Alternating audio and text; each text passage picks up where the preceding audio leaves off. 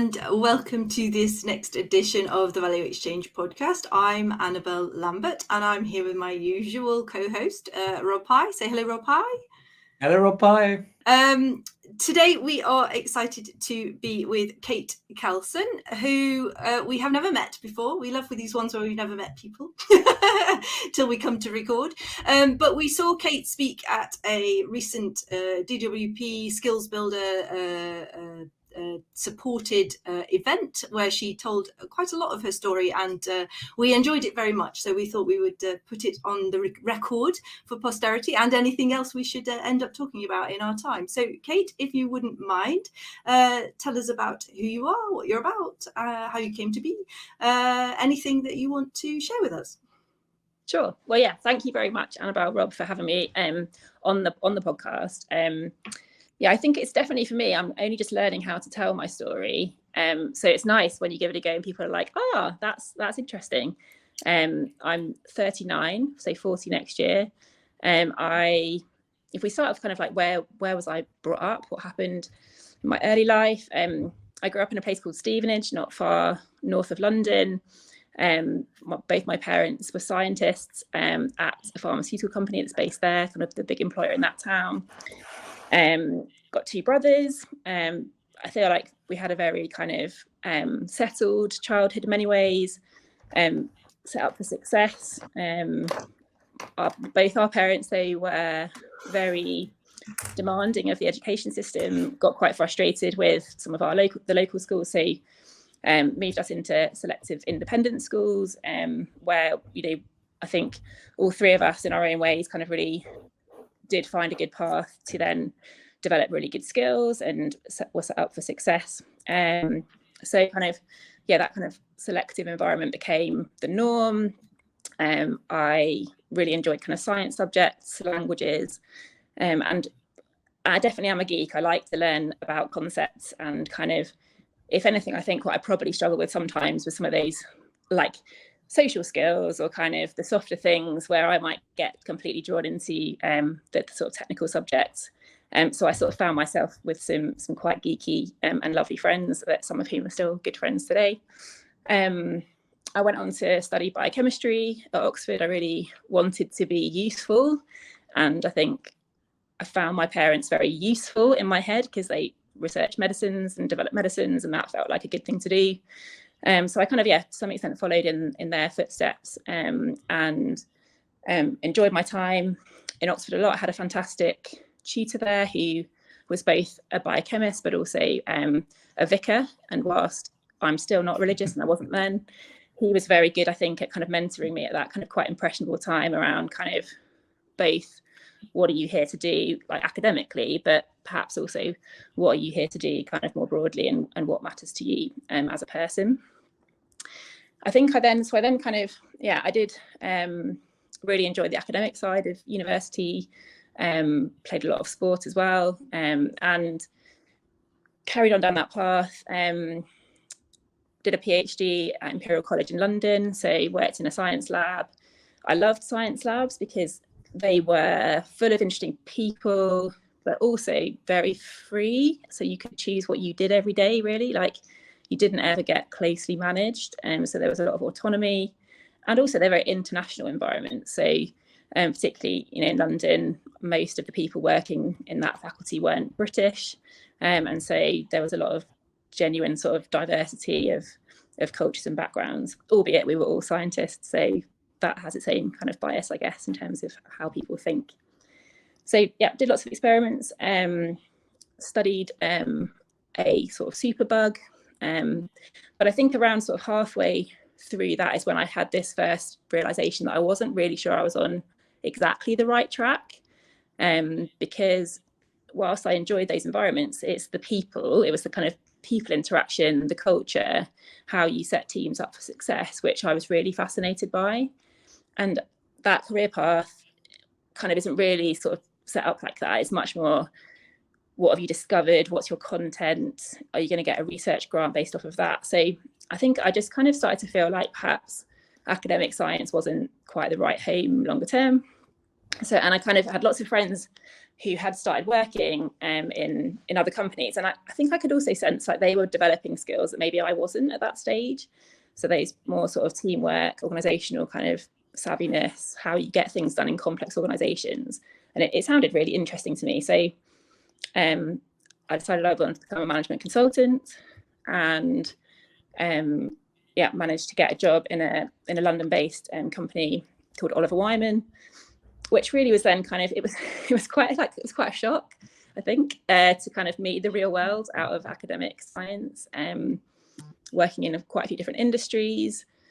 I very nearly quit actually quite early on because it was such a shock that, it's particularly when I wasn't really working on very purpose-driven projects, and they were very commercial. I was a bit like, wasn't really where I imagined myself kind of taking things. You know, I'd wanted to have that sort of useful impact on the world.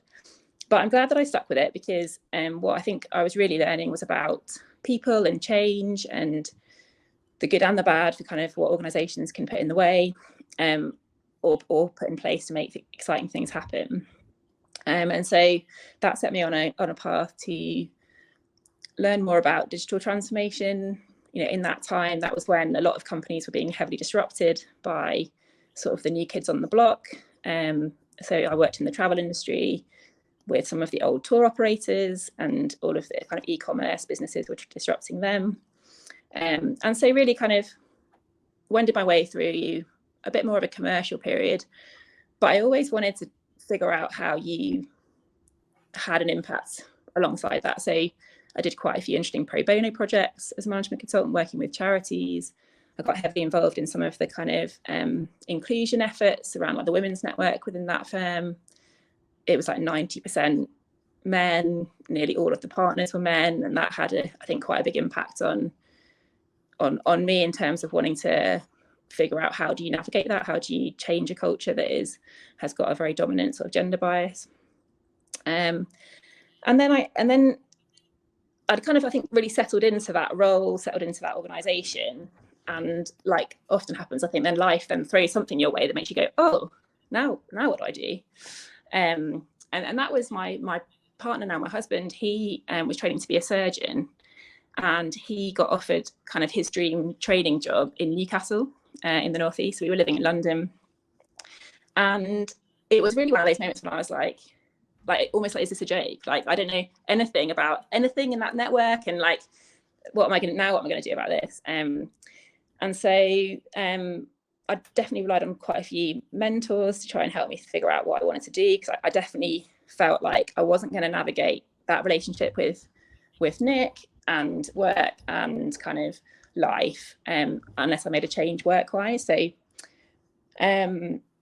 I decided to take a job in Manchester. I think in my very southern way, I didn't realise how far away Manchester is from Newcastle. I was like, that's roughly in the same thing. It was basically somebody I knew from Oliver Wyman, who'd been a sort of a boss of mine there. He was moving to be the chief exec of a travel business in Manchester, and so he kind of, I guess, he saw an opportunity, let's say, to say, well, come and work with me. You know, you'll do some great things. I also was feeling like I wanted to get out of the consulting mindset and actually own and have something that was more mine, my own team, my own product. So I went to work for a company that was acquired by Booking.com as part of that journey. So that was really interesting.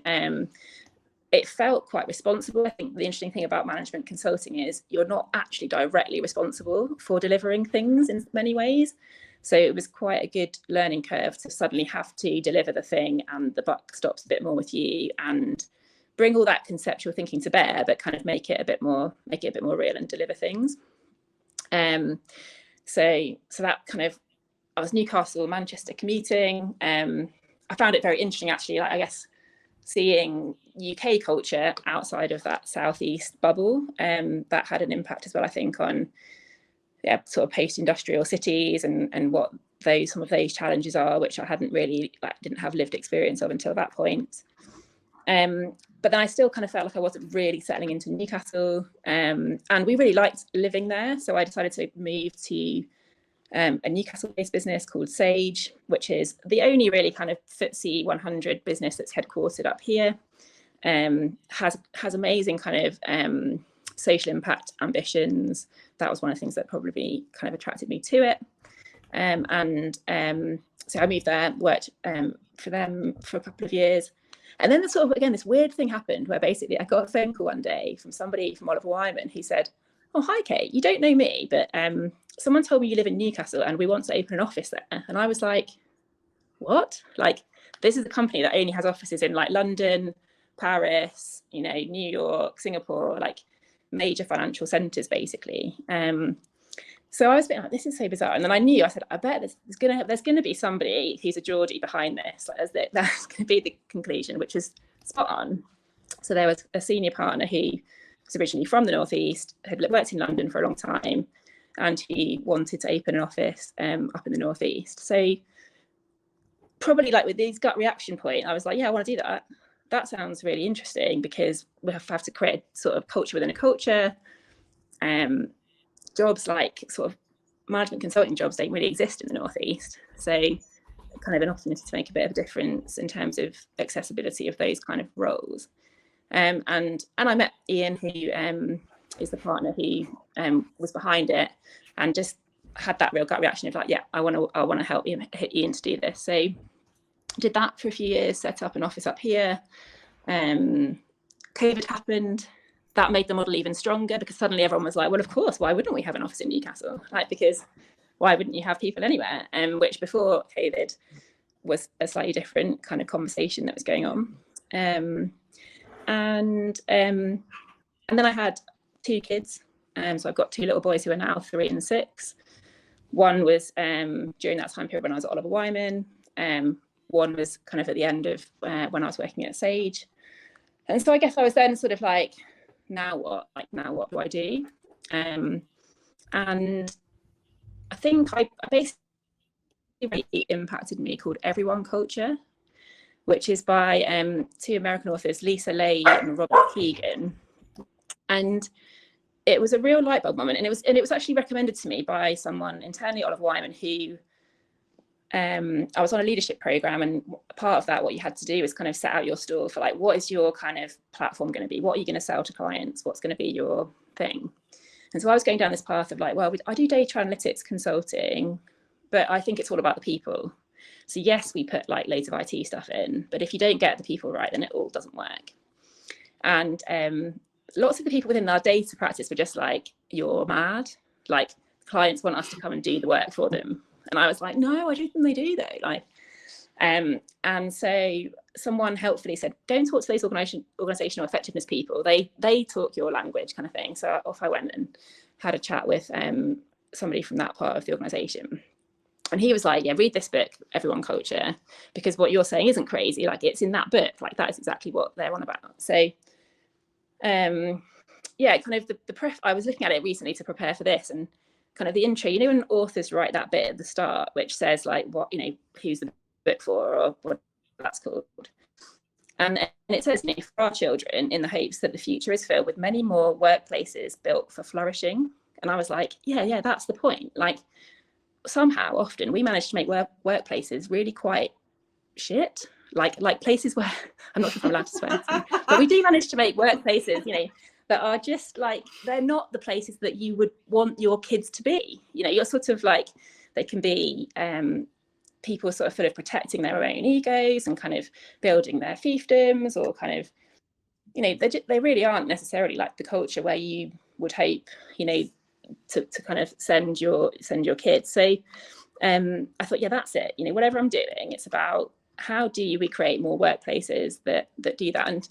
And their book's very practical, because it case studies 3 real organizations, really quite different organizations that do it. And I was like, so it is possible, I'm not sure. I was thinking, I'm not sure I've ever really fully experienced this, but now I've got belief that it's possible. I've got belief that it's something that can be done. No, I'm just trying to do a quick interruption, Kate. Don't lose your flow, because it's just brilliant. But very moved by that comment there. That I think one of the things we're on a mission to do with work is to help people realise that the difference between a culture that maybe you wouldn't want your children in and one you would is what social value or well-being's about. Because if you have a boss that's destroying your life and sexually abusing or bullying or misogynistic or whatever that might be making your life utterly miserable, you're destroying social value. You're making an unhappy person in the world.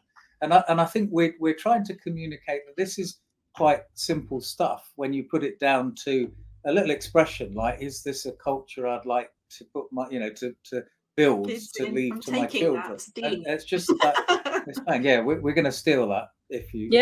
Well, and and it's not really mine, right? It's I'm a big fan of all the best ideas, right? Yeah, exactly. Most things that you might come up with, often other people have been thinking about it for longer than you have. But I think and I think I'm quite a practical person, so I think what appeals to me as well is like the theory is there, the theory is sound, but it's like, so now, but then how? Like, how do you make that happen? How do you make that real? Especially when no organisation exists in a vacuum, right? People are joining you from other places where they've had different experiences. And I think what I also didn't appreciate until probably, really quite recently is through the privilege I've had in sort of most of the people I've worked with, I think many have come from, pretty stable backgrounds. And it's actually like trauma in early childhood makes it much more difficult for people in general to trust and to have some of the mindsets which will enable them to flourish. And so it's also, I think, possible to create these kind of, in maybe really small organizations or in quite kind of elite organizations like an Oliver Wyman, like that culture is quite attainable. It's a whole nother challenge if you look at something which takes a full cross section of people, because you're actually really looking at, how you help people to understand some of the things that are holding them back, which is through no fault of their own. It's through actually some of the things that have helped them to survive until that point. And so I think, the level of ambition you can have with this is huge. Kind of depends on what scale of organization are you kind of, able to put it into practice within.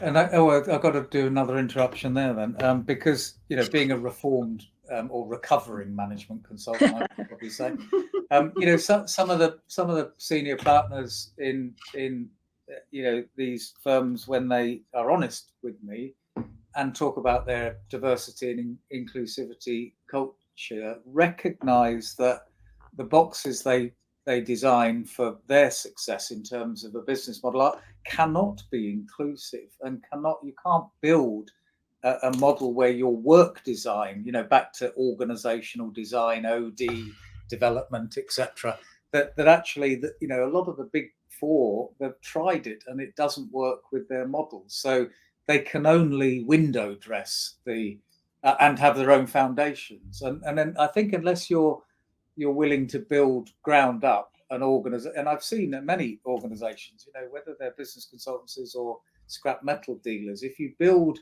from an organization from ground up with that intent, you can then flex the roles accordingly. If you're it's quite difficult to do transformation on an existing model and say, right, we're going to be truly inclusive.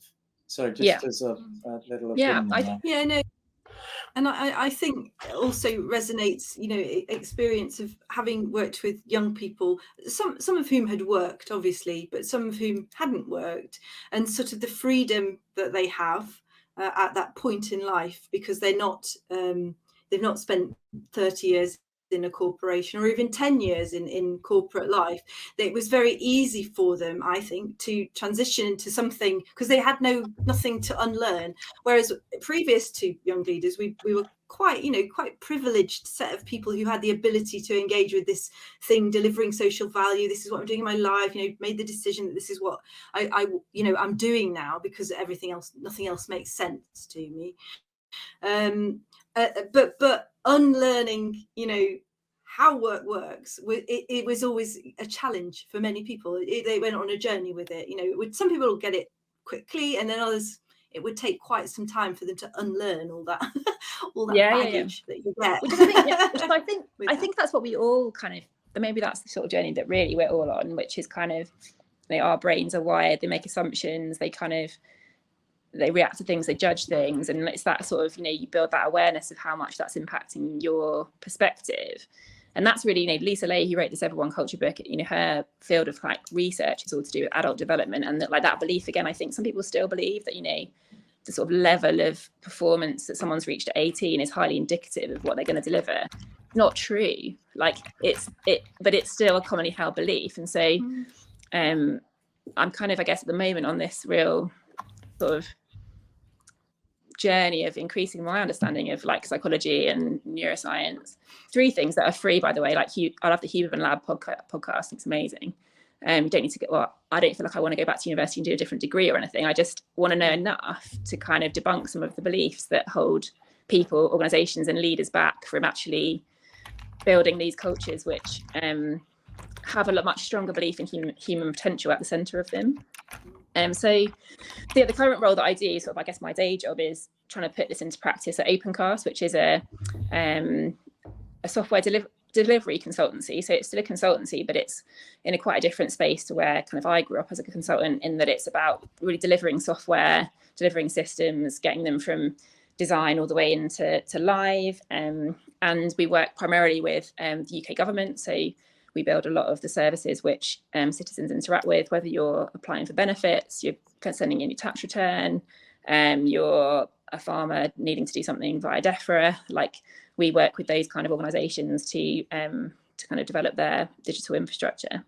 And I think, you know, we've grown a lot. So I joined the business 2 years ago. We had just under 200 people. We've now got 500 people. So we've tried to, I guess, recruit people with certain aspects of mindset, with various aspects of inclusivity in the center of our approaches. But what is kind of, I guess, more and more clear to me is that, yeah, people do come to you with all sorts of different sort of interference or baggage or things, beliefs. And I think what we're on this exciting journey with is we can see how, as we increase sort of that psychological literacy in the organization, and using things like the Skills Builder Partnership Framework on skills, and everyone starts to trust that this is a place where we really mean this stuff, we're not just saying it, you do really start to hear amazing stories from people around how much more confident they feel, how they're bringing much more of their potential to bear at all different ages. And that's what gets me out of bed in the morning, I think, is those stories of where the impact is actually working, and the theory into practice kind of is having that impact. And so we haven't got it all right, of course, and we're still in a kind of interesting size of, you know, there are commercial realities around making sure we can still bring in enough business to keep everyone busy, and we're not it's not every day, you know, like some sort of amazing developmental only focus. But I do think I'm very grateful for the opportunity from, you know, our CEO and the founders to bring like this everyone culture type thinking into an organization and put that at the center of our growth. Can I do a couple of geeky sort of interjections here? So yeah. I think you know, technology is really morally, politically agnostic, you know, in tech, you know, the raw tech. But if I'm a techno optimist, and in fact, Annabelle and I started this journey 6 years ago, when the internet was becoming more popular. You know, it was just e-commerce was the you know, new kid. Email had kind of, you know, my wife said, why would I ever want an email? You know, when we grew up without the internet, right? Nobody wants an email. But before the sort of, you know, the Googleplex and the industrial complex of data, you know, there were a number of techno optimists looking at the role of the internet as a great leveler, you know, a great tool for democratization of not just work but society. Look how that turned out, you know, 25 years later. But nevertheless, you know, there are still hugely inspiring, you know, technical models that are really quite democratic. And I think all organizations, not ones that are to do with tech, can look at things like GitHub, or Git rather than GitHub, as a very, you know, it's a change management system for code that can start with one person writing a repository, a repo, and then the governance can happen bottom up, such that you can get enormously valuable pieces of code that the world of coders cloud native, will offer free to the world. Like there's an operating system called Linux, which competes with Microsoft's, and it's free. There's commercial models around that. And in terms of human at the center, there's a piece of software called WordPress, and a founder, Matt, in what's it called, Annabelle? Automatic, which is one of the. So I think that the tech can offer hope on more human-centric work systems, but we've got to kind of work the political, social, economic, and it is this big triangle of. So I just, you're in that interesting. You're not Google, but you're not a two-man. 500. There's an opportunity. Yes, there's the commercial reality. You need to pay people, but you have people on your payroll who have got open source projects and hobbies and kids, and so how daring do you feel, in this position? Yeah, I mean, I think I feel like pretty daring. So we went through this process of I would say ambitious, right? I don't think it's necessarily if daring is the right word, but for me it's the ambition of not compromising on some of the principles. So we kind of went through one of these processes of define purpose, mission, vision, and all that stuff this year. And really where we came out to is around like, we say like we're making life better through the power of people and technology. So it's people first. So it's people that decide, right? People at the moment, at least, like governance is not done by the tech. Governance is done by the people. So, whether we're usually often working downstream, for example, of policy. So some policy would have been made. That's not our decision, but our teams can directly influence both how that is implemented, and that has then a big impact on the end user. But also they can play their research back into the policymakers to make sure that if they are seeing things that they may be questioning, like that doesn't have to go completely unsaid or unheard. And I think it's really important for us that the power of our people and the power of the colleagues we work with who are on the client side, is made as powerful as possible. And so the technology is there to enable that stuff rather than the other way around. So we do have, like you say, lots of techies. They have lots of hobbies that you might expect. Many of them are big open source contributors. We've done a lot of open source contribution ourselves as an organisation. But I think the thread that runs through everybody is that like, they want the impact of the work they're doing to be net positive. And so what that even means is something we're doing a lot of work on at the moment in terms of, there's interesting things that I find very tangible around. If you write your code in different ways, it uses a lot less energy, and that has an impact. But also things more like accessibility and kind of inclusive design. And so I think for us, it's about how, for people to bring all of that to bear, right, in their project work and what they're doing for clients, they need to feel confident. They need to feel sort of safe to ask questions, maybe sometimes to question things that they may feel like have been given as a directive.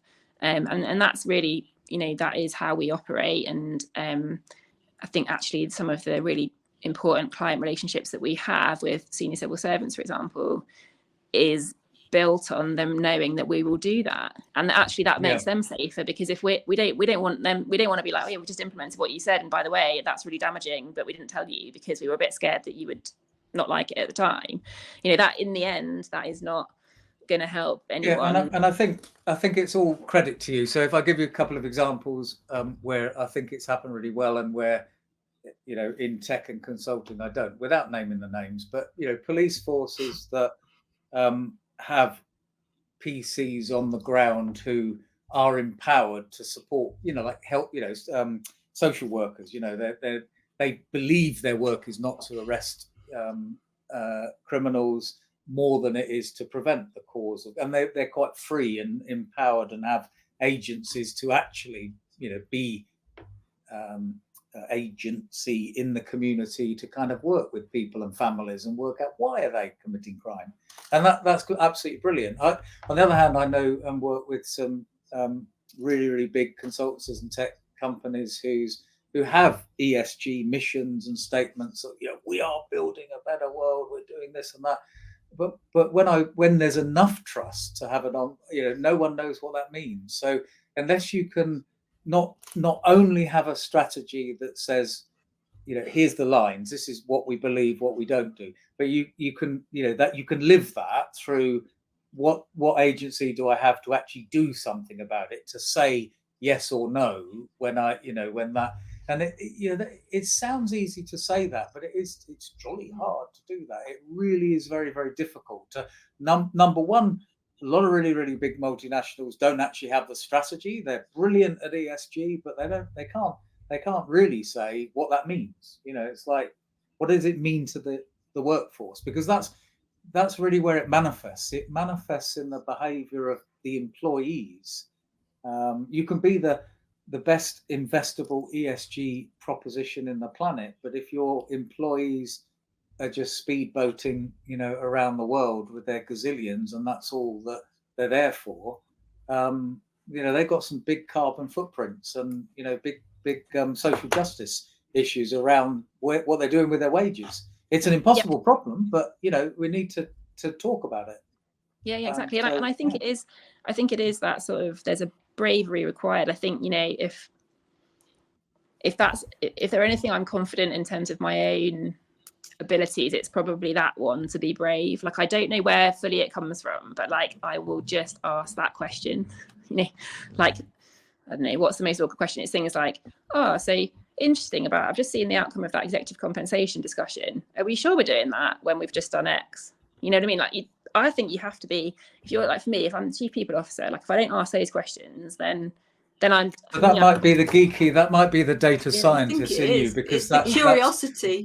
That's where I get in trouble as well, because I'm going, no, excuse me, that that how, and it's not necessarily very popular or politically astute line to take, but it is honest, because I think there is an honesty in geekiness, isn't there? Because like, code doesn't lie. It's kind of like, it's like, well, it's there.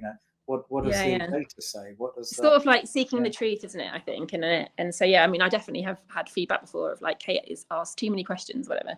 But I think sometimes you have to. Someone said to me, you have to choose the feedback that you think is important, and I think I've reached that stage in my career where it's not about not adapting. It's not about being sort of belligerently like, this is who I am, take it or leave it, or anything. But I do think there's some non-negotiables for me about like being able to ask those brave questions, and if you don't get like a rational answer, at least eventually, even, I mean, I'm totally okay with people having an emotional reaction and being like, that's why have you just asked me that question, but I still want the answer at some point, you know what I mean? Otherwise it's like, no, like the question is still valid.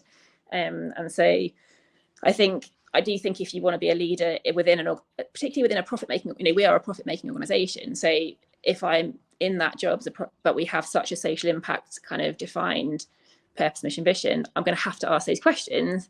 Otherwise, at some point, I think, leaders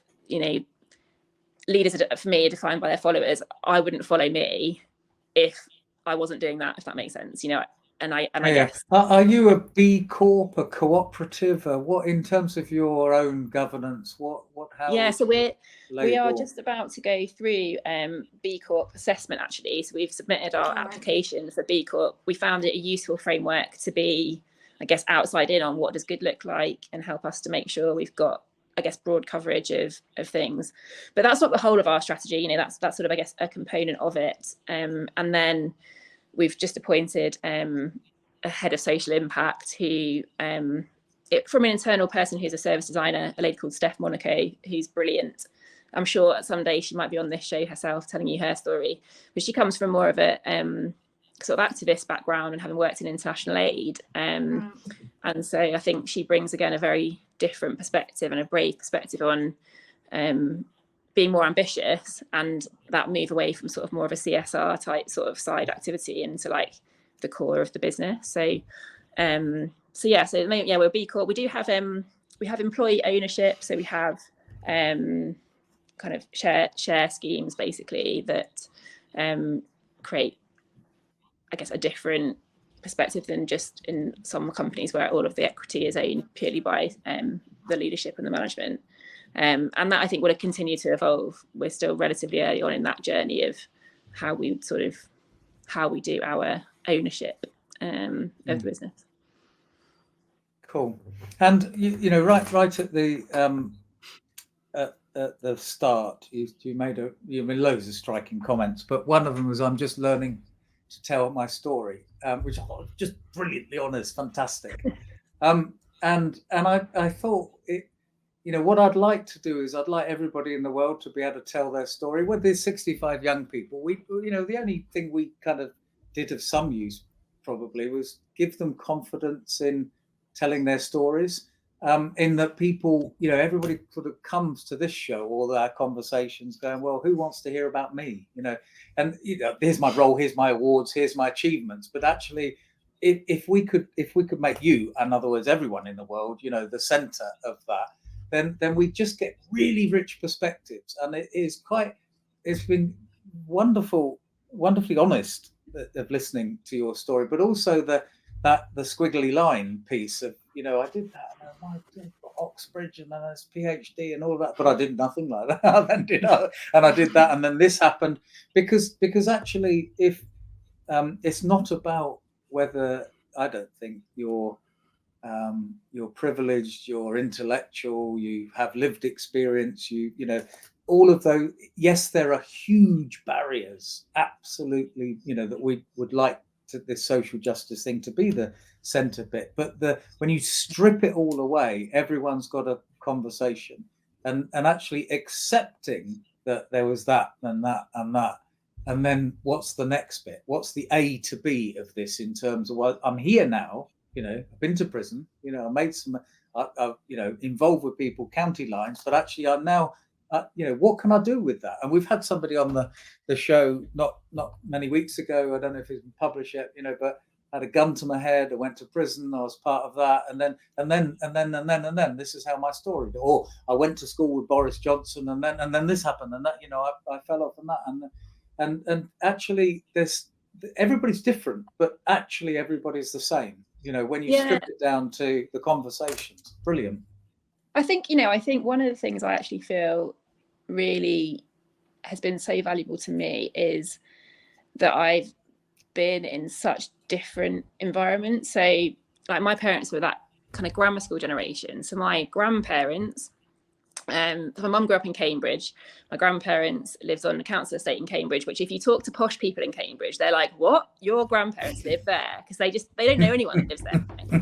So, but my mum was, you know, really bright in school, and she went to the Perse, which is in a sort of posh school in Cambridge. So she had this lived experience of kind of being a bit of an outsider in that world. But it, you know, and it stood her in good stead, because she then could go on a very interesting kind of career path in her early career as well. But I think she was always quite clear with us that was, you know, who she was and who our grandparents were, and it was always quite important, I think, that you know, there's a working class heritage there, which she was proud of that, but also kind of not totally good at telling her story, to be honest. Like, she kind of would, I think, sometimes sort of not be sure which of those stories she was kind of leaning on.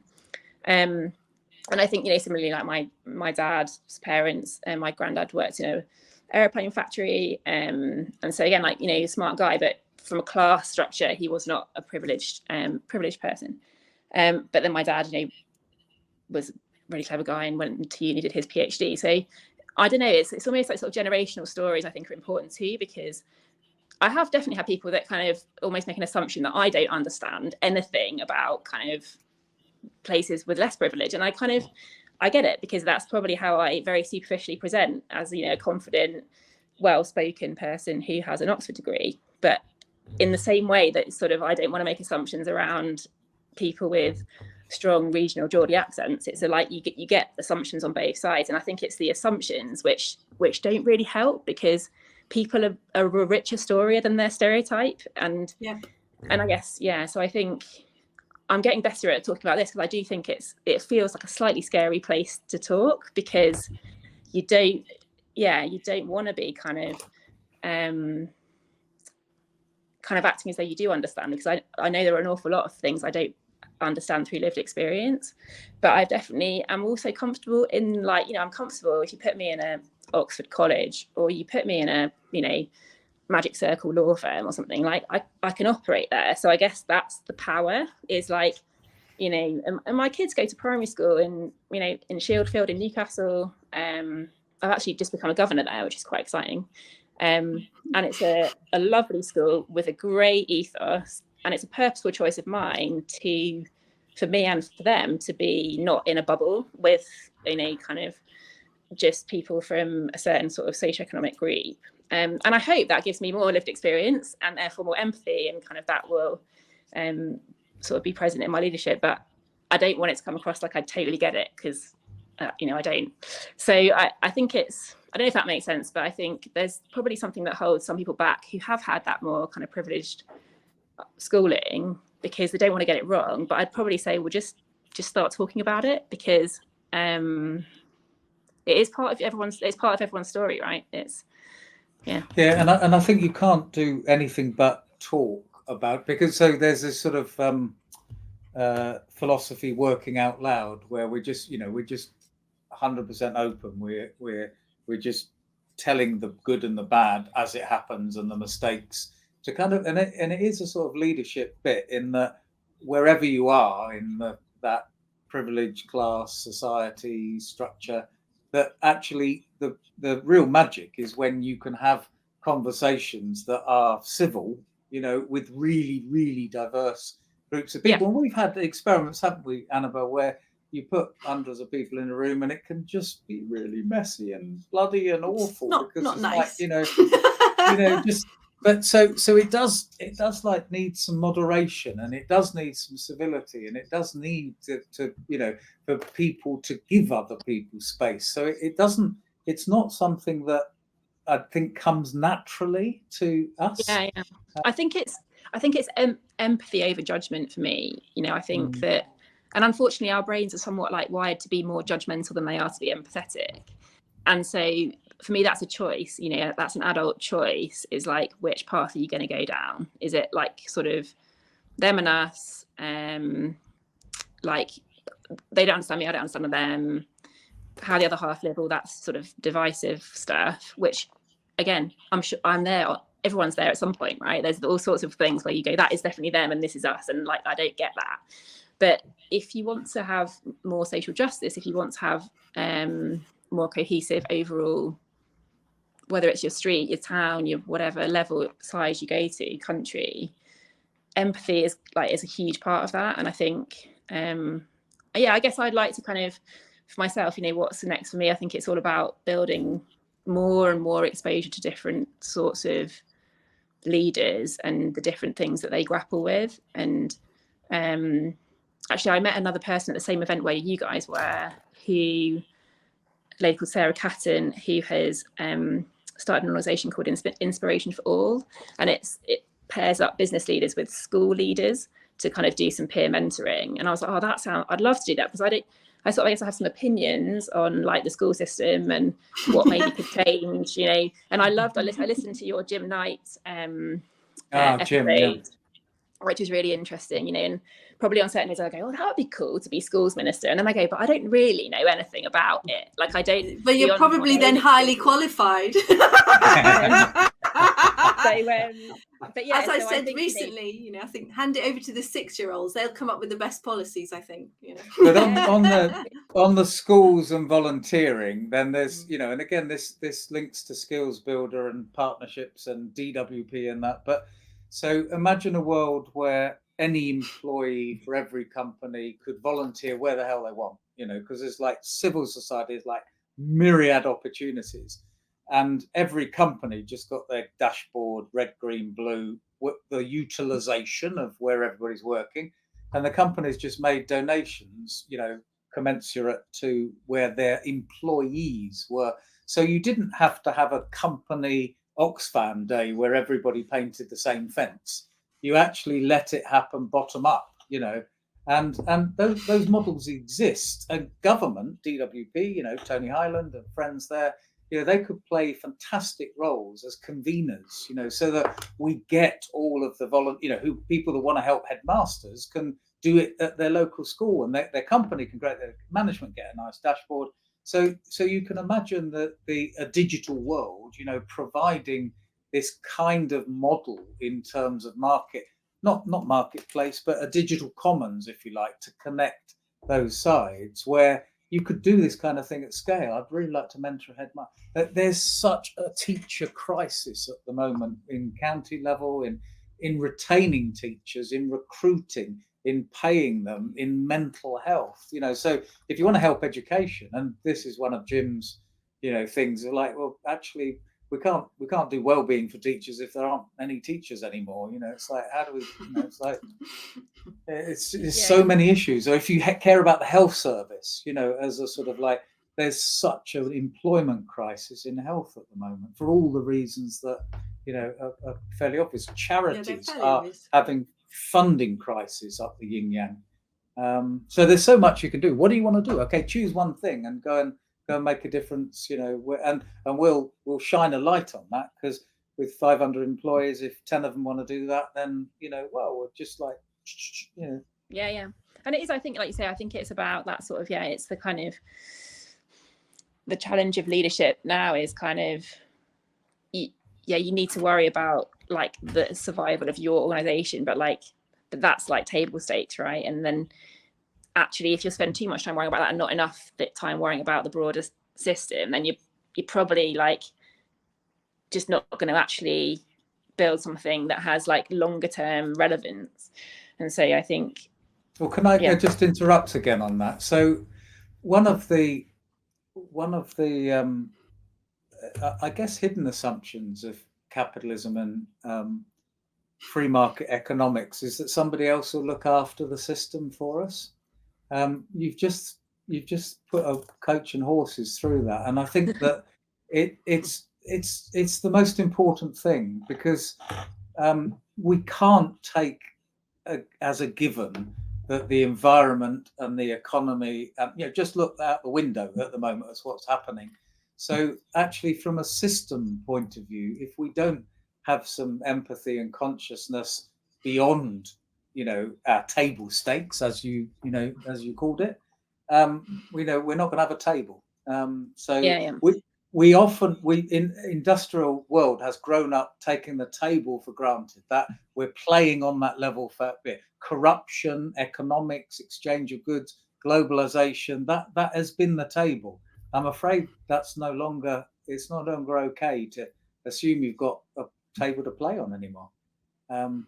So that's maybe a really profound thought to be conscious of the time, because this can go on I'm forever. Conscious of the time.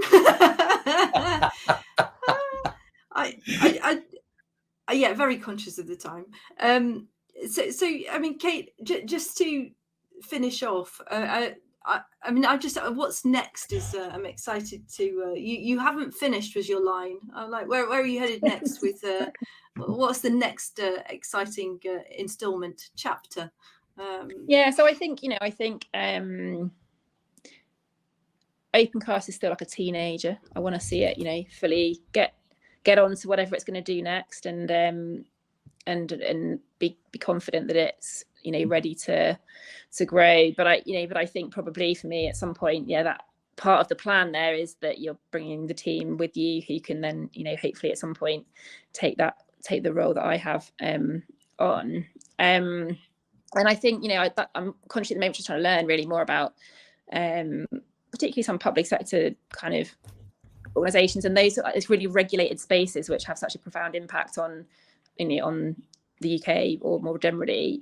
So education and health, probably the two things that I've always been really interested in. My husband's a surgeon, so I get constant NHS kind of insight. We've had a surgeon on the show as well. Who's hip? Surgeon, orthopedic. Same as my husband's an orthopedic surgeon. Tell him to come on the show. Tell him to come on the show and talk about the NHS. So I think I guess probably what I'd quite like to do is just take a different sort of organisational challenge on at some point as a next step. I'd like to I want to keep building my skills, all the different things we talked about, so that then I'm able to lead on a even bigger scale. Really, I don't know exactly where that is, but let's see what see what comes up. I do start to get really random, people contact you about jobs where the dots join again. Like the most recent one was a sort of a research institute was like, we need a chief people officer, like a biochemical research. And I was like, that makes some sort of sense. I shouldn't say this too much. My boss will be like, what? And I'm not like receiving it. Right just now. guaranteed your pay rise. But it is that sort of thing where you kind of go, actually, like, the squiggly career thing does mean that you're a bit of a strange and therefore somewhat unique mix of things. And so I hope at some point something comes along where I'm like, that's the thing that, that I really bring a lot of different perspectives to bear on.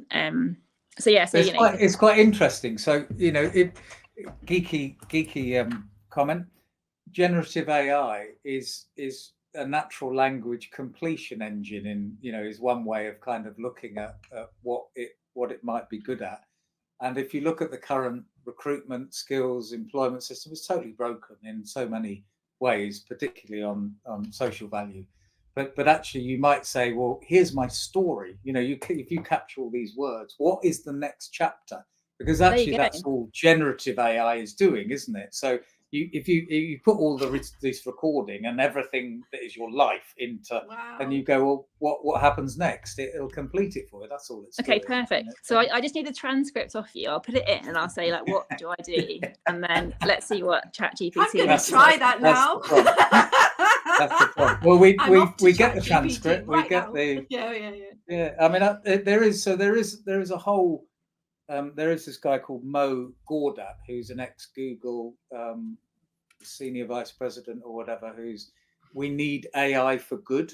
And I think that we're kind of looking at AI as a disruption for all the stuff that happens. But actually, what is the generative AI use cases for taking this conversation here and building the next, using it as a prompt to build the next thing in terms of the issues that we're talking about. So anyway, sorry, I love it. I like that. I'm not. I don't say I'm not generally very good at setting sort of completely concrete goals for myself. So maybe that will help me to do that. Or maybe I'll just wait and see what happens next, because it's been okay so far. Maybe do that. Maybe do that. Actually, maybe do that. Yeah. Well, it's been lovely having you on the show. It's been Kate. wonderful. I've really, really enjoyed it. Yeah. Okay. See you next time. Bye bye. Thank you. Thank Bye. you. Bye. Thank you so much.